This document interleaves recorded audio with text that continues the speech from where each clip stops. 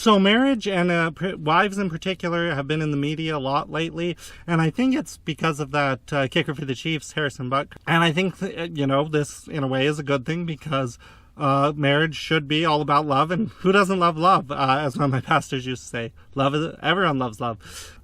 Trent Horn was debating Pearl Davis on marriage, and then I read in Catholic Answers an article on the perfect wife, and all this just came together, and I wanted to respond on, how are we seeing marriage? What is marriage all about? These kinds of things. Hello, welcome to Intermarifica, New Mexico, the channel where we look at questions of wonder from the perspectives of faith and reason, philosophy and theology. I'm your host, Daniel Kelly. Today we're talking about the wonder that I love the most. Who doesn't love love? Well, one of the ones. It's hard to pick a wonder you love the most, but marriage, I've talked about before, I'll talk about again.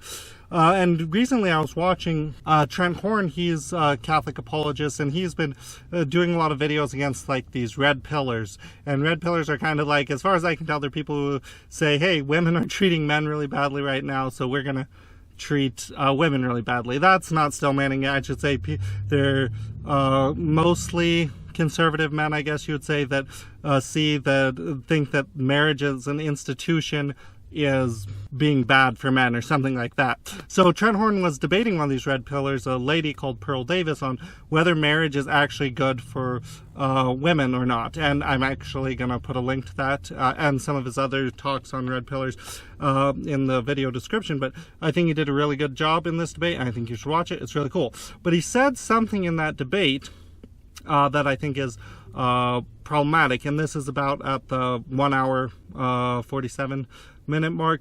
And he said this statement that I hear a lot, it's not just him, and that's why I want to address it, that women need to feel love, men need to feel respected. And I hear a lot of conservatives saying that, and I think it's problematic. Trent Horn also mentioned a book in that part, but he didn't, it was just in an answer to a caller's question, and he didn't really talk about the book, so I'm not going to get into that specific book. Maybe later I could, but right now just the statement itself.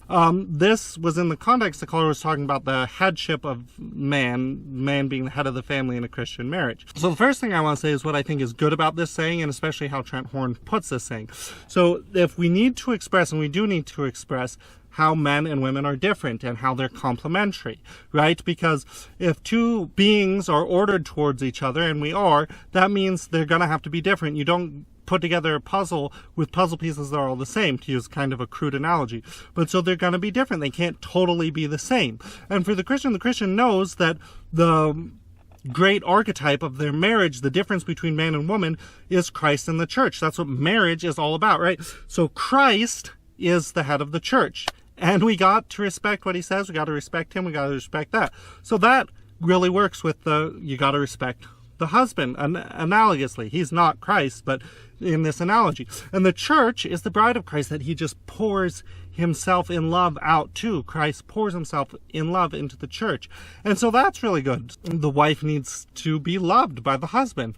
Wow, so far so good. And so in some way we need to do this. We need to reflect this relationship of Christ and the church in our marriages. So that's really good. Although I do want to put a note, the obedience of Christ, of the church to Christ, I think sometimes people can get some weird ideas about that. Especially I see people who even have a very ephemeral idea of the church. I just want to say, think how Christ actually governs the church, and how often he uses force or direct stuff, and just that's something to think about. But I like that Trent Horn put it, not that men need to be respected and women need to be loved, because that would be problematic. I'm going to get to that. He said they need to feel respected, men do in the relationship, and women need to feel loved. And that's important because I think every Christian would agree that what we ultimately actually just need is love. God is love. That's what we need. But what this is getting at is that to feel loved, the husband needs to be shown or feel respect, right? So that makes sense. Let me say that again. For the husband to feel that love from his wife, he needs to be shown, or he needs to feel respect. Oh, that's good. So the wife, if she needs to be shown or feel love, See, that doesn't really make sense. It seems to be using love in two different ways. And it seems to be degrading love to maybe just affection or sentimentalism or something that love isn't. And I think we need to guard the way words are used. And love is a very difficult thing in the English language because we have such a wide range of things that we use love for, right? I love my pizza and stuff. So because of the ambiguity of the way we use love, and I think in this saying we're not using it in a way that we have words for affection, we have words for these different things. I don't want to use love in that way, and I think it degrades the meaning of love. So yeah, men need to feel loved by seeing respect, and women need to feel loved by being affectionate, or however he wants to say. It's not clear. But of course, both partners in a relationship actually need love and respect, and kind of juxtaposing these against each other implies that one just needs respect, one just needs love.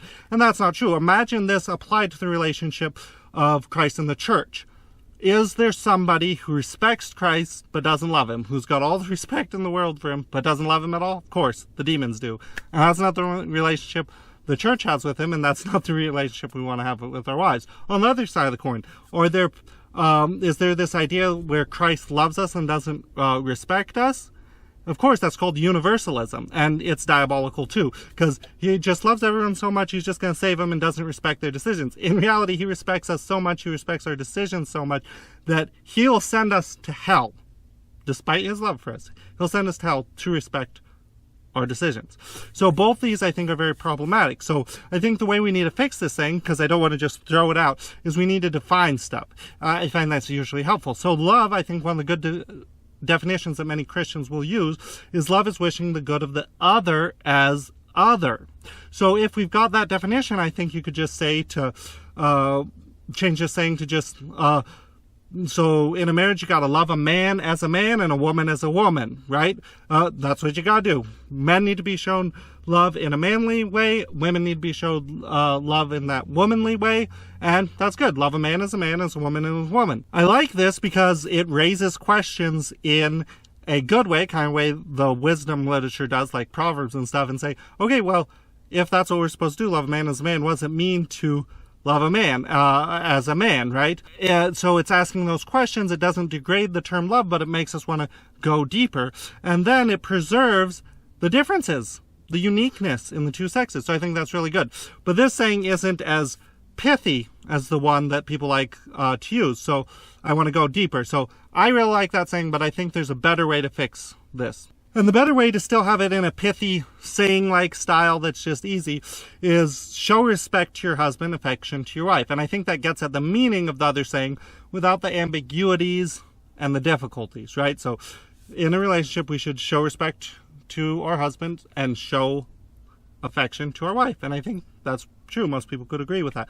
But I want to get back to this idea of the relationship of Christ and the church, okay?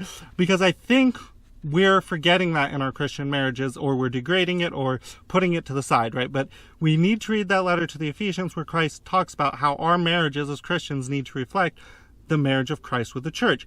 And Catholic Answers, and I'll put a link to this in the description, did a really good article on the perfect wife. So can a wife be perfect? And I always say that my wife is perfect. She's the most beautiful woman, and she's perfect. And I'm not joking, I'm not lying. And a lot of my more conservative, I've noticed it's usually more conservative friends will push back and say stuff like, if you think your wife's actually perfect, you must be insane or lying or something. But my response is that my wife is perfect, and I'm only as insane as rationality itself, that is to say, Jesus, the Word made flesh. What do I mean by saying Jesus sees his bride as perfect? Well, Jesus doesn't save me and love me as Daniel the sinner. In fact, Scripture says in Sirach 12:6 that Jesus hates sinners. He hates sinners and will destroy them all. God hates sinners. Okay? That's just fact. Scripture says it. No, but he doesn't see me as a sinner. He sees me, he saves me as Daniel, a member of his spotless, perfect bride, the church. The church is the whole reason he made the whole universe. If you want to look more at that, read Pope Benedict's second book, especially of Jesus of Nazareth. But where the church is this great pearl of great price that's so amazing, God sold everything he had to obtain it. And that's what Jesus sees in me. That's why he wants to save me. Indeed, every Christian that's been baptized stands in persona ecclesiae, in the person of the church. Especially every Christian that's been baptized, but especially everyone that's been confirmed, because when you're confirmed, you're an official representative of the church. You are in persona ecclesiae in a special way. And that's why this is a different video, but I do think, although it's not required that you get confirmed to get married, I do think it's better. And that's one of the reasons why, but that's a different video. And so the place that we, as husbands, most intimately see this reality of the spotless, perfect bride of Christ, the church in its bride aspect. The way Christian men have the deepest access to that is in our wives. That even applies to priests and religious, because they're married to the church directly, and that's where they see this beautiful, spotless bride. So our wives actually have the perfections of Mary and all the saints. That's what it means to be a member of the body. The whole body works together and has all the perfections of the whole body. And so if Christ can see that pearl of great price, that perfect spotless bride in you and in me, well, then you can see it in your bride. I can see it in my bride. And if you can't, you need to start trying. I did a whole video on this. I'll put a link to that. Check it out. But those are just some of my thoughts on marriage and why it's important and ways we need to be more careful talking about it. So I hope that was helpful to you. Have a great and blessed day. God bless you.